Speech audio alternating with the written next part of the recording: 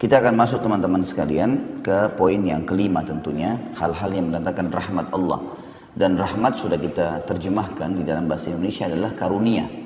Dan karunia hanya akan didapatkan atau diistilahkan, digunakan istilah ini bagi orang yang mendapatkan sesuatu yang di luar jangkauan manusia atau tidak umum. Seperti misalnya, kalau saya lagi haus dan lapar, kemudian saya diberikan oleh seseorang makanan ataupun minuman, tidak bisa dikatakan saya dikaruniakan makan dan minum oleh orang ini. Kalau oleh Allah iya, tapi dikatakan diberikan makan dan minum oleh orang, dikaruniakan ini tidak cocok bahasanya, harus dikatakan diberikan. Dan kata-kata beri lebih di bawah daripada karunia. Kalau karunia biasa digunakan untuk sesuatu yang di luar kapasitas manusia dan tidak umum didapatkan. Seperti misalnya dikaruniai anak misalnya, atau harta yang melimpah, ya. Sesuatu yang di luar jangkauan manusia secara umum. Dan ini yang sedang kita bahas, amalan yang mendatangkan rahmat Allah. Saudaraku seiman, ada sebuah kapal penyelamat. Pada saat kita sedang berada di sebuah lautan yang luas, ombak lagi besar. Biasanya orang dalam kondisi seperti ini akan tenggelam dan akan meninggal dunia. Tapi dia bisa selamat itu dengan adanya kapal. Dan kapal penyelamat pada saat ombak lagi berkecamuk dan kita tidak memiliki tunggangan sedikit pun atau apapun di atas lautan, itu kapal penyelamat itu namanya taubat. Bagaimana tidak teman-teman sekalian? Seseorang di antara kita melakukan dosa bertahun-tahun, bergelimang dengan dosa, melakukan banyak sekali pelanggaran-pelanggaran, bahkan dosa-dosa yang besar sekalipun, sampai Fir'aun mengaku sebagai Tuhan, ya. Orang-orang melakukan dosa-dosa syirik, dosa-dosa yang besar, dan bertahun-tahun kalau kita bahasakan sudah berkarat dengan dosa itu, tetap dengan fasilitas taubat ini dia terselamatkan. Dia taubat di akhir hidupnya terselamatkan, ya. Di zaman Nabi SAW ada orang-orang yang mengaku sebagai Nabi, ada orang yang kufur kepada Allah dan Rasulnya, tapi di akhir hidupnya bertaubat, masuk Islam. Seperti Ikrimah bin Abi Jahal, ya, yang sempat mendukung ayahnya Abu Jahal dalam kekufuran. Kemudian dia taubat nasuha. Dan pada saat dia taubat, akhirnya dia merasakan kenikmatan iman dan dia menghabiskan sisa umur dalam ketaatan.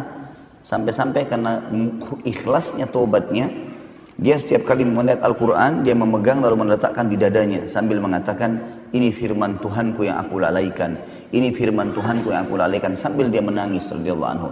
Dan setiap kali dia masuk di kancah peperangan, dia selalu mengatakan kepada teman-temannya mujahidin, biarkan aku yang di depan sebagai tebusan atas apa yang dulu aku lakukan memusuhi Allah dan Rasulnya, dan juga apa yang ayahku lakukan.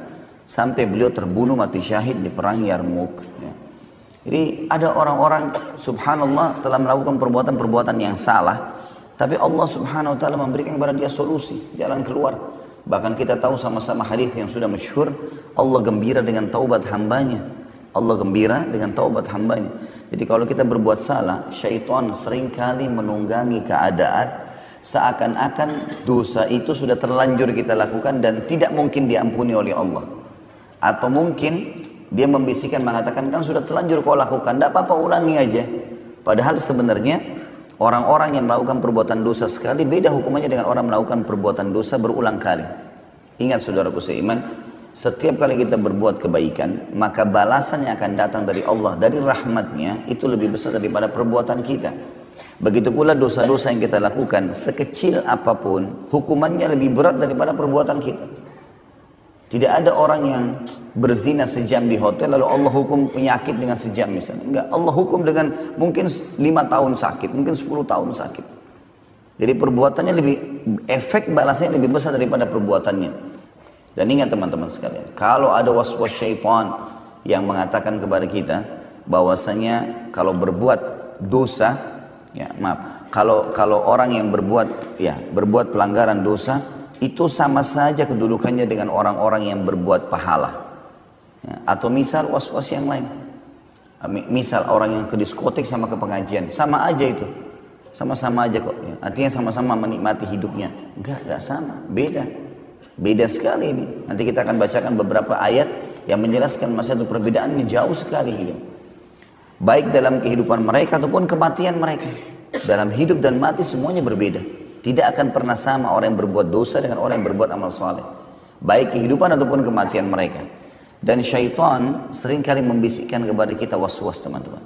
Was-wasnya begini, kalau kau menjadi orang alim, atau kau menjadi orang baik, atau orang soleh dan solehah, berarti hidupmu akan susah. Misal, belum saatnya sekarang alim, saya masih muda, atau belum saatnya saya menjadi orang yang baik, atau soleh dan solehah, atau patuh. Karena nanti susah menikah, nanti susah bekerja, nanti susah dapat bergaul, gitu kan. Akhirnya banyak anak-anak muda kita yang menunda taubatnya, menunda kembali ke jalan Allah. Seakan-akan umur-umur dia yang merupakan prestasi terbaiknya, misal jenjang pendidikan SMP sampai SMA, ini biasanya di Indonesia dipakai untuk hal-hal yang haram. Padahal ini pondasi bagaimana dia mengatur hidupnya ke depan. Rusak di sini, rusak di sana gitu. Kalau di umur-umur ini yang dianggap dengan masa puberitas awal, kita lihat sinetron-sinetron, film segala macam Indonesia, gambarannya umur ini saatnya puas-puasin berbuat dosa. Ya, saatnya berzina, saatnya coba-coba obat-obatan, saatnya begini, saatnya tawuran, saatnya segala macam.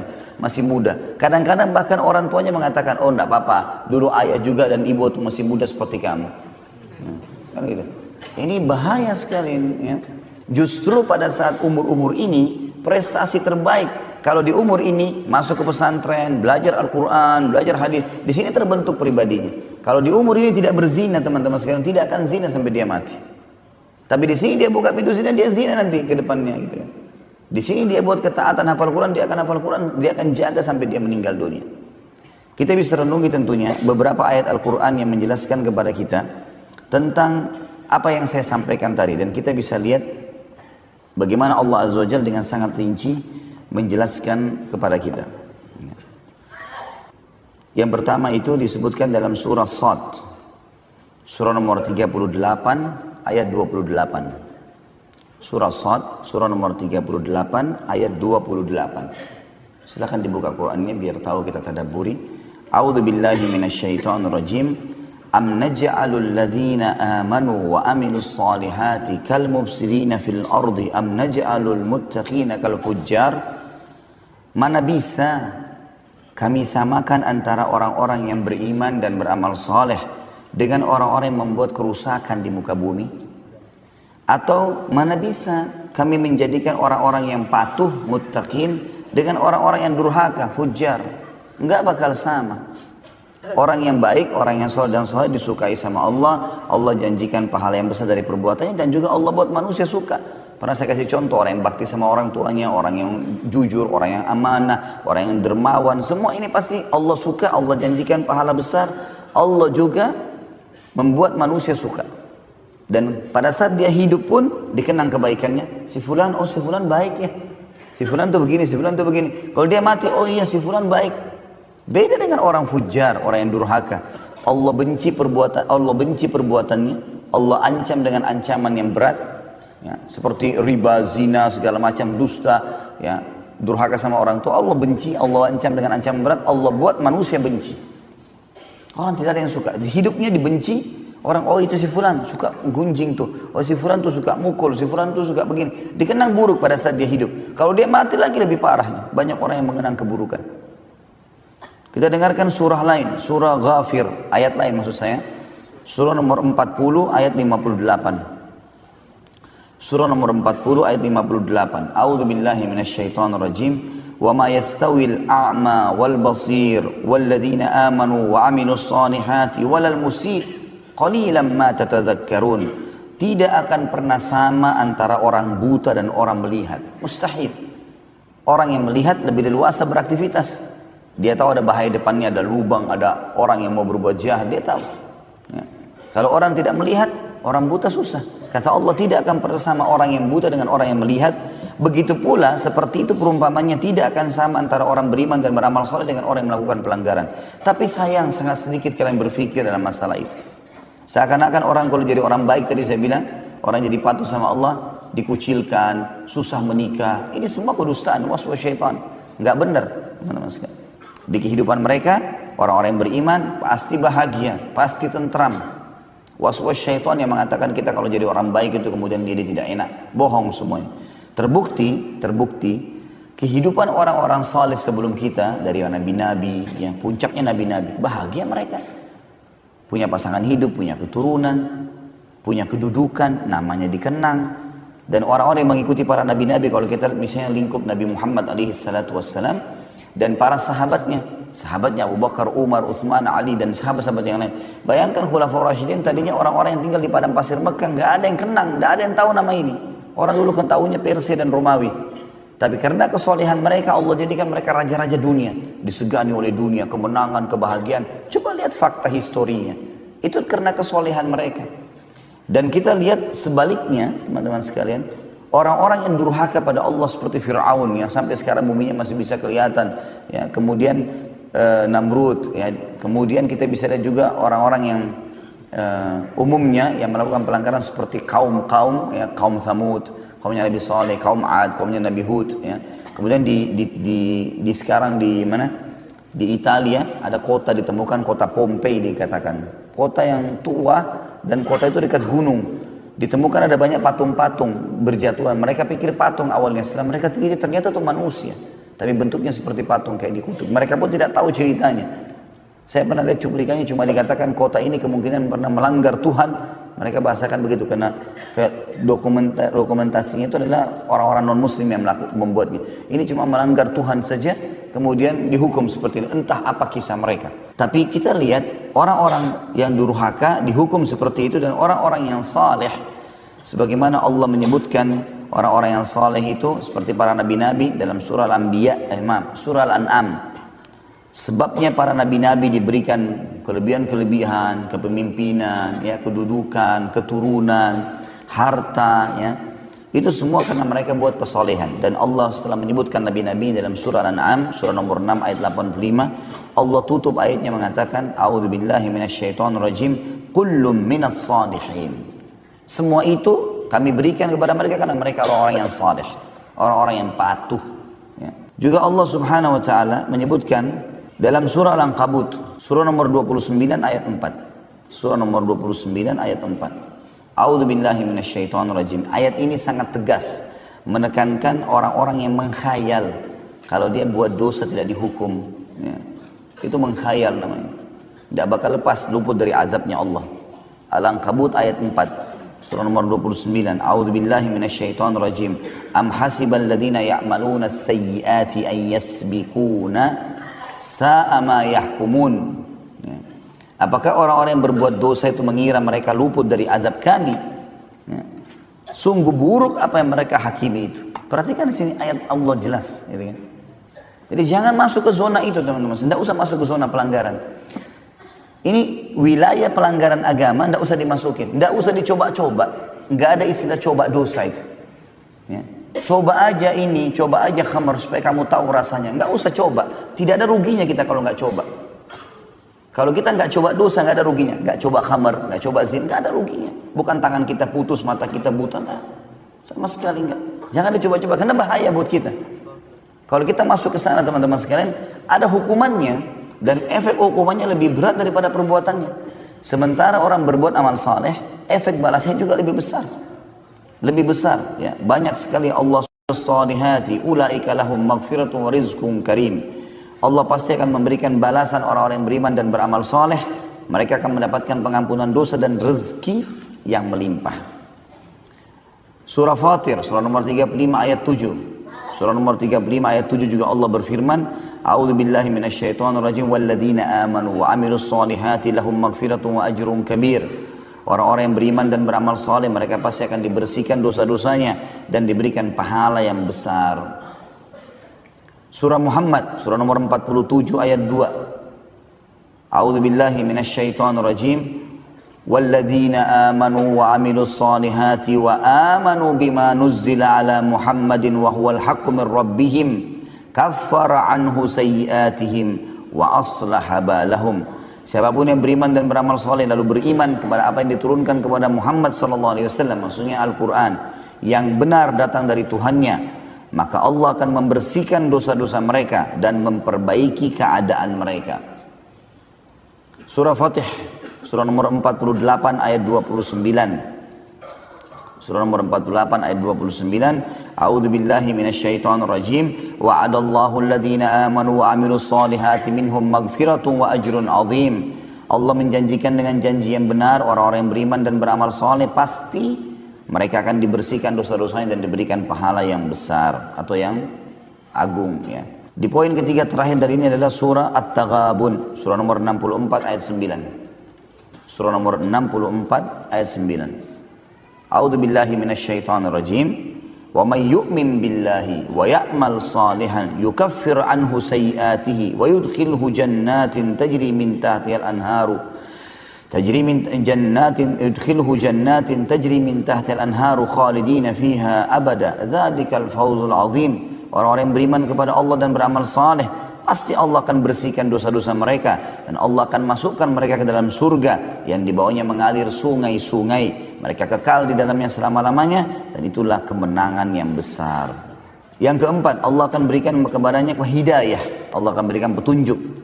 Ya, setiap kali dia butuh petunjuk, dia mentok ke satu titik, kemudian dia butuh petunjuk, nasihat, Allah akan mudahkan.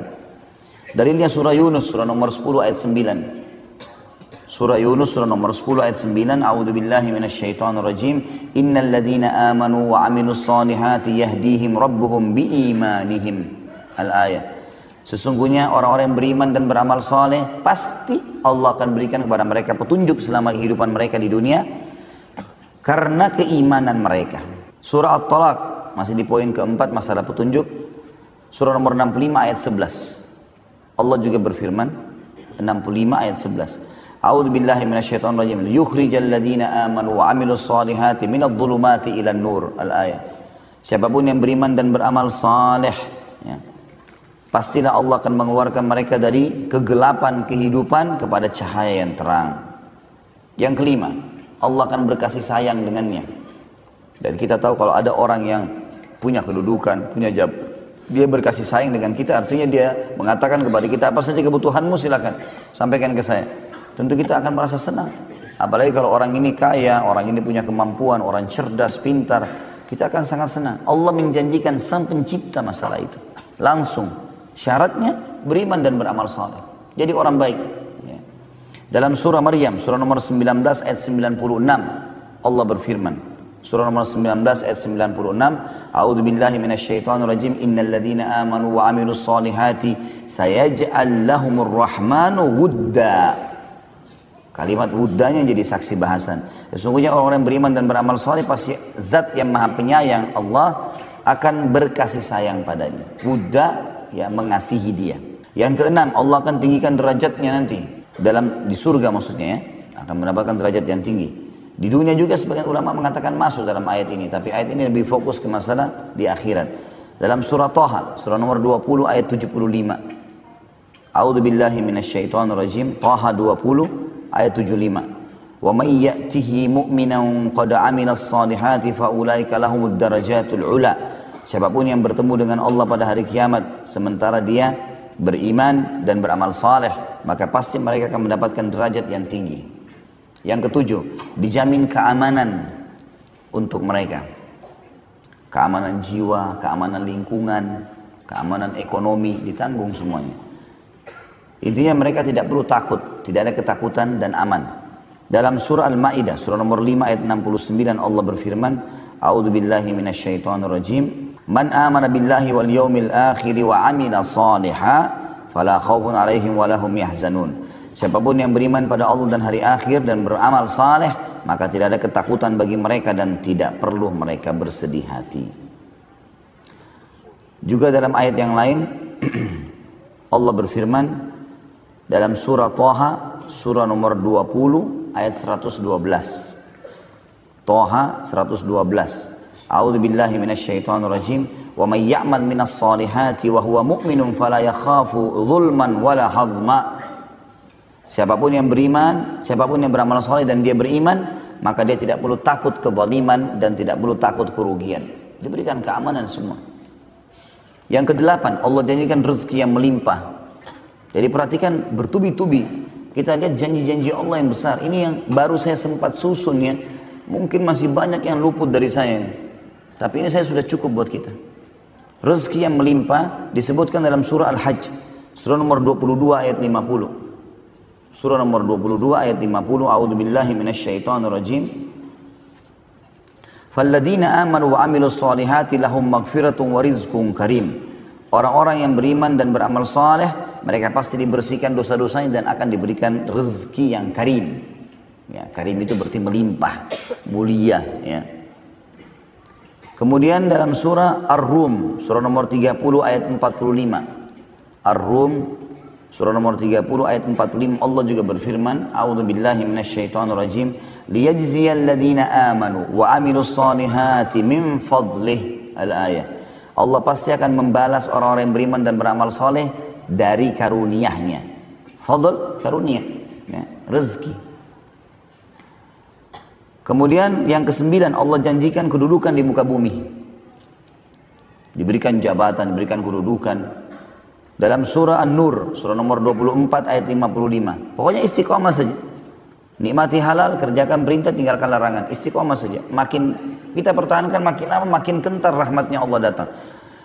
Kedudukan di muka bumi Allah sebutkan An-Nur 24 ayat 55. A'udzubillahi minasyaitonirrajim. Wa'adallahu alladhina amanu minkum wa amilus solihati la yastakhlifannahum fil ardi kama istakhlafa alladhina min qablihim wa la yumakkinanna lahum dinahum alladhi irtada lahum wa la yubaddilannahum min ba'di khawfihim amna ya'budunani la yushrikuna bi syai'a wa man kafara ba'da dzalika fa ulaika humul fasiqun. Allah menjanjikan dengan janji yang benar, siapapun yang beriman di antara kalian dan beramal saleh pasti akan diberikan kedudukan di muka bumi. Kata ulama bisa diberikan sampai kerajaan. Ya. Maka Allah akan memberikan kepada mereka kedudukan di muka bumi sebagaimana telah diberikan oleh kepada orang-orang saleh sebelum mereka, dan pasti Allah akan menetapkan atau memenangkan agama yang telah Allah ridhoi yang mereka pertahankan, dan Allah akan ganti ketakutan mereka menjadi keamanan. Syaratnya mereka menyembah dan patuh hanya kepadaku dan tidak menyekutukan aku dengan sesuatu apapun. Dan siapa yang kufur setelah ini, sudah ada penyampaian tapi tidak mau juga engah, ya, tidak mau juga sadar, maka mereka adalah orang-orang yang fasik. Jadi ini dijanjikan saksi bahasan kita akan diberikan kedudukan di muka bumi. Dalam surah Al-Anbiya, surah nomor 21 ayat 105, masih di poin 9 diberikan kedudukan. Al-Anbiya 21105. A'udzu billahi minasyaitonir rajim. Annal arda yarithuha ibadiyas salihun. Bumi pasti kami akan wariskan kepada hamba-hamba kami yang saleh. Jadi waswas syaitan saja yang mengatakan kepada kita kalau jadi orang saleh atau salihah, atau anak-anak dari kecil kalau kita buat hafal Quran, ajak ke masjid, ini berarti sudah terlalu kolot ini, ya. Garis keras lah, apalah segala macam. Ini nggak benar semua. Iya. Dianggap ini ajaran-ajaran yang keras, tidak penting, ya. Lihat bagaimana Allah janjikan. Yang ke-10, Allah janjikan rahmat setelah kedudukan di muka bumi. Rahmat karunia yang sedang kita bahas juga dalam buku kita. Jadi diberikan sesuatu yang di atas kapasitas dia sebagai manusia. Allah sebutkan dalam surah Al-Jathiyah, surah nomor 45 ayat 30. A'udzu billahi minasyaitonir rajim. Fa ammal ladzina amanu wa amilus solihati fayudkhiluhum rabbuhum fi rahmati. Al-Jathiyah ayat 30, ya, surah nomor 45. Siapapun yang beriman dan beramal saleh, maka pasti Tuhan mereka akan memasukkan mereka ke dalam rahmatnya. Pasti dijanjikan oleh Allah subhanahu wa ta'ala. Yang ke-11, Allah janjikan mereka selamat dari kerugian. Nah, jadi mendapat keuntungan beda, selamat dari kerugian beda. Nah, beda. Jadi ini dua hal yang beda. Kalau misalnya orang dagang dapat keuntungan, itu sebuah prestasi. Selamat dari kerugian juga prestasi. Beda, ini dua hal yang berbeda. Makanya tadi kita bedain. Selamat dari kerugian ini Allah janjikan surah yang sudah kita hafal semua. Al-Asr, surah nomor 103. 3 ayat. A'udzubillahi minasyaitonir rajim. Wal 'asr, demi masa yang kalian lalui di dunia. Innal insana lafi khusr. Manusia pasti melalui kerugian-kerugian. Lalu kata Allah apa? Illal ladzina amanu wa amilus solihat. Kecuali orang-orang yang beriman dan beramal saleh. Wa tawasaw bil haqq, saling mewasiatkanlah kebenaran ini, kata Allah. Ingat, beramal saleh dan beriman beramal saleh adalah keselamatan, ya, keberuntungan. Saling mengingatkan kebaikan ini, wa tawasaw bil haqq wa tawasaw bis sabr, dan saling mewasiatkanlah agar sabar dalam menjalani kebenaran atau mempertahankan kebenaran. Yang ke-12, Allah janjikan mereka menjadi generasi terbaik manusia, layak untuk dikenang kisah-kisahnya.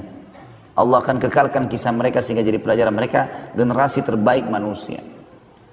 Surah Bayyinah, dalilnya, surah nomor 98 ayat 7. A'udzubillahi minasyaitonirrajim. Illal ladzina amanu wa amilus solihati ulaika hum khairul bariyah. Khairul bariyah, generasi terbaik. Orang-orang yang beriman dan beramal soleh pasti mereka akan menjadi generasi terbaik. Kata ulama tafsir, akan dikenang kisahnya, akan menjadi contoh bagi manusia yang lain.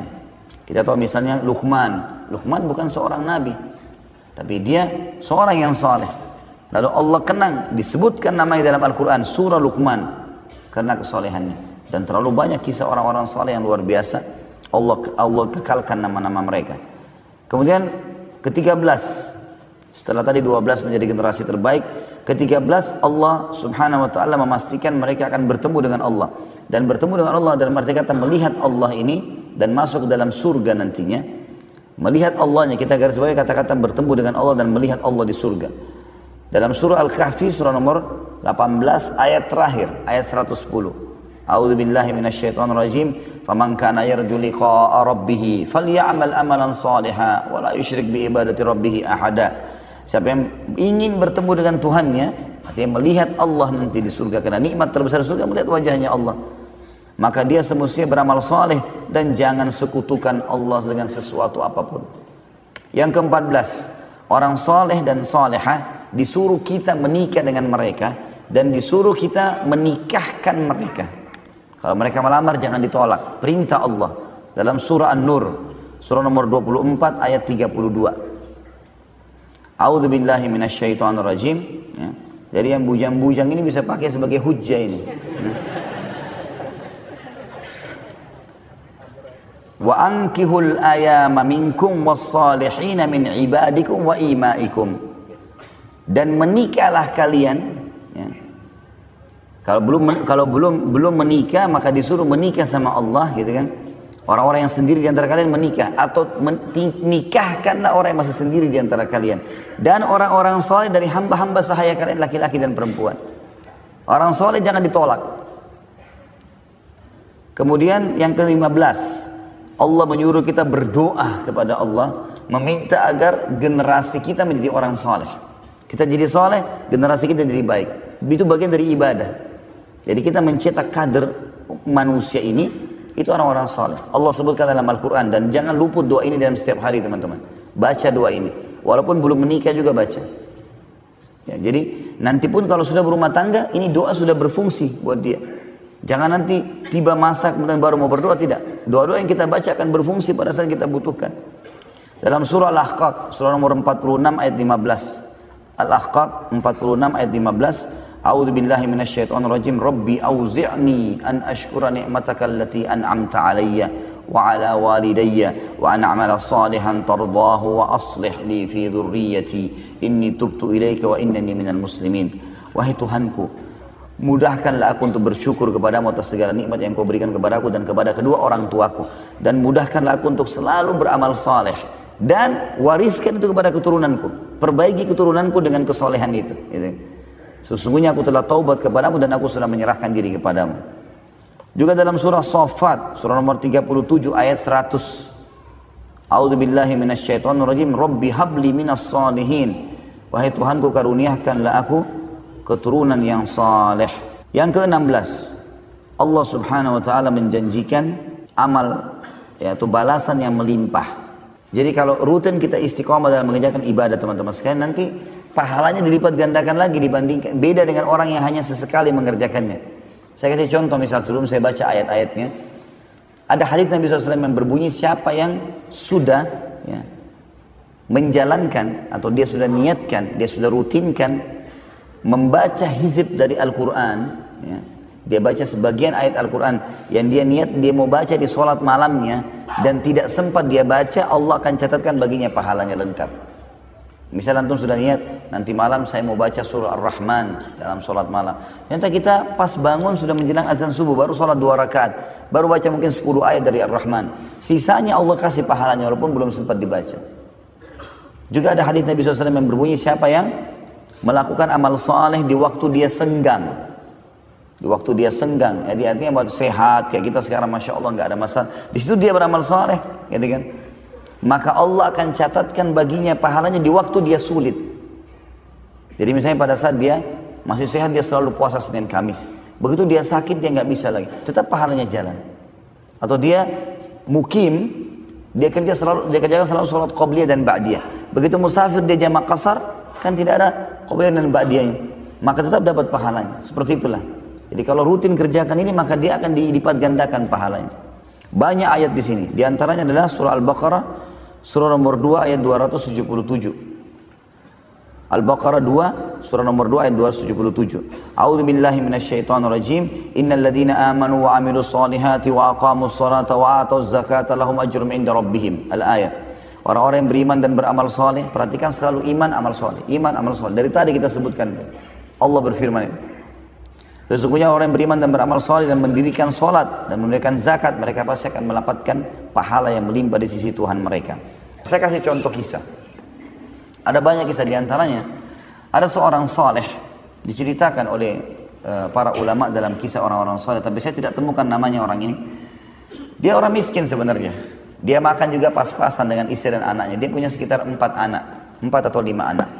Pas dia mau makan malam sama istri dan anak-anaknya, makanan juga pas-pasan, ada orang ketuk pintu rumahnya. Dan orang miskin juga yang ketuk. Ini orang miskin, orang susah. Begitu buka pintu dia minta makanan. Istrinya lihat ke dia, bagaimana? Makanan juga cuma 1 piring. Ini pun kalau kita makan gak cukup. Kalau kita kasih ke orang sebagian, maka sebagian kita makan, sebagian enggak. Udah kasih aja semua, kata suami. Kasih orang itu, dikasih. Rupanya berjalan waktu, di awal malam, kalau kita sekarang jam 12 malam, jam 1 malam, rupanya kelaparan, kena tak makan. Anak-anaknya nangis, istrinya susah, nangis, susah. Lapar, sampai pada tingkat kelaparan nih malam itu. Lalu istrinya bilang, bagaimana jalan keluarnya? Kata suaminya, baiklah sebentar. Saya coba keluar, malam hari ini. Dia keluar kemana? Ke masjid. Dia nggak kemana-mana, di masjid dekat rumahnya. Sholat tahu dia sujud kepada Allah. Dan teman-teman sekalian berdoa kepada Allah, minta pada hal-hal walaupun kecil di mata kita. Dia berdoa mengatakan, ya Allah, Engkau mengetahui bahwasanya aku kelaparan malam ini dengan istri dan anakku, berikanlah aku makan. Minta makan sama Allah. Gitu. Dikatakan dalam kisah ini teman-teman, seorang raja di negeri itu sudah 1 minggu taubat. Dia gelisah dengan dosa-dosanya semua. 1 minggu ini dia gelisah terus taubat. Sampai pada malam itu, si raja ini dikatakan dalam kisah, tidak bisa tidur, dia bangun, dia ambil sekantong uang emasnya, dia ambil juga sekantong makanan yang paling baik yang dia miliki di istananya. Dia keluar, dia bilang, ya Allah, sebagai tanda tobatku kepadamu, maka aku akan berikan kepada orang yang layak diberikan untuk ini. Dan sebagai bentuk, aku ingin panduan padamu, aku tidak akan pegang tali kekangan kudaku. Maka kudanya pun jalan, orang raja ini keluar. Tiba-tiba kudanya ini berhenti di masjid yang ada orang tadi itu. Ini kisah nyata. Mampir, dia pun tidak tahu kenapa, zaman dulu belum ada lampu, tidak ada penerangan. Kenapa kok mampir di masjid? Dia bilang, saya turun, kata rajanya, saya bawa kantong itu, begitu saya masuk, saya dengar suara. Saya dekat, orang itu lagi berdoa, dan doanya, ya Allah, aku lapar dan berikanlah aku makanan untukku dan istri dan anak-anakku. Jadi itu terus yang diucapkan sama dia, minta makanan, karena ini lagi dibutuhkan. Ya. Dan orang beriman biasanya seperti ini. Mereka selalu memenuhi, meminta hajatnya kepada Allah per item yang dia minta. Dan memang dia tidak buru-buru untuk meminta sesuatu ke depannya, karena dia pikir dia mau setiap saat berdoa terus. Dia cerita, setelah saya salam, kata si raja ini, saya raja di wilayah ini dan saya sudah baru saya tobat kepada Allah, saya dengar kau kelaparan, ini harta terbaik saya, ini juga kantong makanan, silakan. Terus rajanya bilang, dan kalau kau satu waktu butuh apa saja, datang kepada saya. Ini istana saya sudah tahu, datang saja. Saya akan berikan kamu. Apa jawaban orang saleh ini? Kalaupun saya punya hajat, wahai raja, saya tidak akan datang ke istana anda, tapi saya akan datang ke istana Allah di sini, masjid yang telah mengutus anda datang kepada saya. Ini butuh keyakinan teman-teman sekalian. Ingat, lihat di sekitar kita banyaknya serangga, banyaknya hewan yang Allah berikan makanan. Ini waswas syaitan, harus dilawan. Enggak boleh tidak, dengan penuh keyakinan. Sebagai penutup kisah yang lain ya, kita lihat waktunya. Sebagai penutup teman-teman sekalian, ada seorang syekh juga di Saudi cerita. Saya lihat cuplikannya, tapi saya nggak tahu orang ini siapa, karena saya juga baru lihat wajah beliau. Tapi dia cerita lagi duduk santai di TV Saudi, ya, kalau nggak salah itu ada cuplikan. Kemudian dia cerita, dia bilang saya pergi ke Mesir, dan di Mesir itu saya isi di 2 kota ceramah, di Kairo sama Iskandaria, 2 kota ini. Dia bilang setelah saya isi di kota Kairo, saya ke Iskandaria, kemudian saya balik lagi ke Kairo untuk berangkat. Rencananya saya tiba di Kairo jam 2 malam. Pesawat saya habis subuh. Saya telepon marbot masjid, ya yang saya isi ceramah, saya nggak usah ke hotel, saya nginap di masjid aja, dia bilang. Kemudian subuh nanti saya langsung ke bandara. Kemudian dia bilang saya tiba di masjid jam 2 malam. Begitu saya tiba, saya lihat pada saat itu masjid lagi lampunya nyala segala macam. Ini kisah baru nih, baru beberapa waktu yang lalu kisahnya. Dia bilang lampu semua nyala. Saya masuk masjid, saya pikir mungkin marbot masjid nyalain. Ternyata bukan gitu.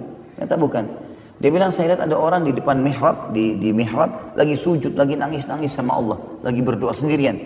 Saya pun coba dekat mau dengar doa apa orang ini sampaikan. Dalam doanya dia bilang begini, ya Allah, sesungguhnya engkau tahu istriku mau dioperasi besok dan dia butuh 14.500 jenih ponnya Mesir. Ya, mungkin kalau saya tidak salah ini nilainya sekarang rupiah 50-60 juta rupiah, sekitar begitulah. Dan saya tidak punya uang ya Allah, sebagaimana engkau ketahui, mudahkanlah ya Allah. Sambil orang ini menangis-nangis karena istrinya harus dioperasi besok. Setelah saya salam, kata syekhnya, saya datang ke dia. Kenapa akhi, kenapa sampai begitu? Dia bilang masalahnya berat, bagi saya berat karena tolok ukur beratnya masalah kan tergantung individu itu. Kita nggak bisa tarik ke diri kita ya. Ada orang mungkin bagi dia lapar sedikit sudah masalah besar. Ada orang mungkin 2-3 hari nggak makan dia masih anggap biasa. Jadi dia masih bisa bersabar. Jadi ini tergantung keadaan. Maka dia bilang saya sudah betul-betul istri saya sakit, saya harus operasi, dia harus operasi, saya tidak punya duit sama sekali. Satu pun saya nggak punya. Dia butuh 14.500. Kata Syekhnya dia bilang sambil saya tepuk pundaknya, lanjutkan doamu. Allah tidak akan sia-siakan orang yang beriman dan berdoa padanya.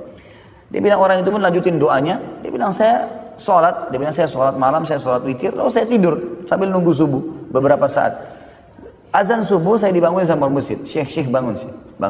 Begitu dia bilang saya bangun, saya sholat sunnah, orang itu sudah nggak ada. Kemudian saya begitu iqamah saya disuruh sama orang masjid, Syekh silakan jadi imam. Dia bilang suara saya paruh, saya ya semalaman kurang tidur. Dia bilang nggak apa-apa, ayat-ayat pendek aja nggak masalah, yang penting antum jadi imam. Baiklah. Dia bilang saya mau jadi imam, saya baca surah-surah pendek. Begitu selesai, tiba-tiba ada orang dari saf tengah datang. Dia bilang Syekh, saya penggemar anda di YouTube. Rupanya Syekh ini punya banyak cuplikan di YouTube. Dia bilang saya penggemar anda di YouTube. Gitu. Dan saya tinggal di apartemen di sebelahnya masjid ini. Ada apartemen, ini saya tinggal di sini. Saya termasuk pengusahanya Kairo, salah satu pengusaha dia bilang. Dan saya pada saat mau sholat subuh tadi di masjid lain, saya dengar suara anda di mic, maka saya datang ke masjid ini. Dia bilang Syekh, saya minta satu bantuan. Kata Syekhnya, apa bantuan? Mau bantu apa? Dia bilang, saya ini punya zakat mal, jumlahnya 14.500 jenis. Saya mau keluarkan. Tolong pandu saya ke siapa? Kata Syekh, tiba-tiba saya nangis nih. Karena dia tahu kisahnya. Dia bilang sebentar. Syekhnya bilang saya berdiri cari di saf mana orang yang tadi malam berdoa-doa itu. Jumlahnya sama 14.500. Dia bilang begitu saya lihat di ujung saf saya panggil dia. Begitu dia datang, kata Syekhnya, akhi, saudaraku, ceritain apa hajatmu. Ini orang ini mau dengar. Dia bilang demi Allah Syekh, istri saya lagi di rumah sakit, saya butuh bantuan, butuh 14.500 jenis. Tiba-tiba orang kaya itu nangis juga. Jadi Syekh sama orang kaya nangis. Orang yang mau mendapat sumbangan ini bantuan tidak tahu kenapa dua orang ini nangis. Maka kemudian dia tanya, kenapa kalian nangis? Kata si orang kaya itu, sungguh Allah sudah memandu saya ke kamu. Ini 14.500 jenis zakat saya. Istri saya sudah ingatkan sudah 1 minggu. Selalu dia bilang, keluarlah, berikan haknya Allah di jalannya. Jangan ditahan ini. Dan saya selalu bilang, saya tidak mau bagi-bagi harta ini. Saya maunya, saya dapat kepada satu orang hamba Allah yang butuh bantuan, jumlahnya seperti zakat ini, yang dengannya Allah selamatkan saya di akhirat. Maka tiga-tiganya jadi nangis, kata Syekh. Ya, karena terharu lihat kejadian yang luar biasa. Maka kata Syekhnya, orang ini, orang yang sedang butuh bantuan ini, dia tiba-tiba saja melupakan saya, melupakan orang yang kasih zakat, dia menghadap kiblat, lalu dia mengangkat kepalanya ke langit sambil mengatakan, aku mencintaimu ya Allah. Cuma tinggal butuh keyakinan. Makanya kata Nabi SAW, Udu'u rabbakum mukinuna bil ijabah. Fa inna allaha la yakbalu du'a min qalbin ghafil. Berdoalah kalian kepada Tuhan kalian dengan penuh keyakinan akan diijabah. Ya. Sesungguhnya Allah tidak akan menerima doa dari orang-orang yang hatinya lalai. Jadi harus kita garis bawahi poin ini teman-teman sekalian. Baik, ada pertanyaan dan kita tutup dengan itu tentunya. Mudah-mudahan majelis ilmu tidak pernah ditinggalkan, karena jadikan simbol hidup tidak ada hari tanpa ilmu. Karena itu ilmu adalah landasan agama kita yang mendatangkan keimanan, dan kalau iman sudah ada maka semuanya bisa berubah. Orang bodoh jadi pintar, penakut jadi pemberani, orang pelit jadi dermawan, dan semuanya menjadi baik dengan izin Allah Subhanahu wa taala. Mungkin begitu saja. Kalau benar dari Allah, kalau salah dari saya mohon dimaafkan. Subhanakallahumma bihamdika asyhadu an la ilaha illa anta astaghfiruka wa atubu ilaik. Wassalamualaikum warahmatullahi wabarakatuh.